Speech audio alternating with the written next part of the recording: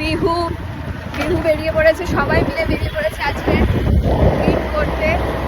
আমাদের লোকেশন হচ্ছে নৌকা চড়া। আজকের প্রথম উদ্দেশ্য হচ্ছে নৌকা চড়বো।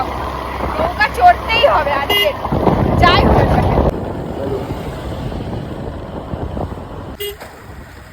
আমার ফোনে ভিডিও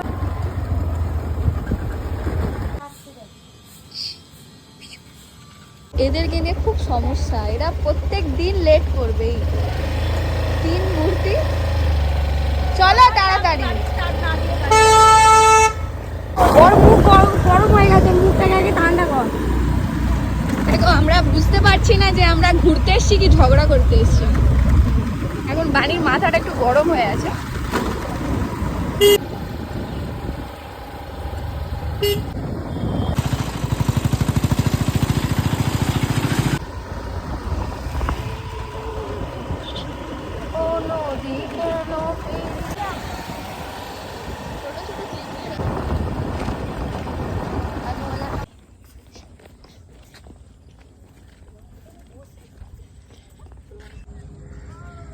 গাইস আমরা এসে গেছি নৌকা চড়তে। নৌকাটা চড়তে এলাম, কিন্তু অনেক দাম বলছে যে 500 টাকা দিলে তবে ওই নদীর ওপারে ঘোরাতে নিয়ে যাবে, কিন্তু অনেকটাই দাম বলছে 500 টাকায়।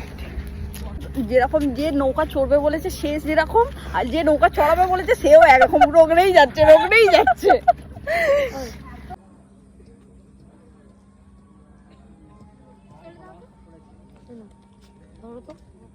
মাছ দিয়ে এলো বড় ভোলা মাছ।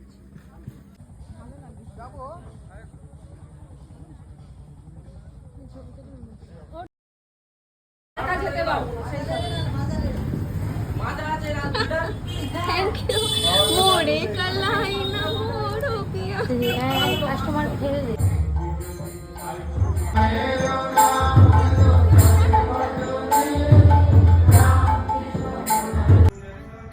কিছু বল।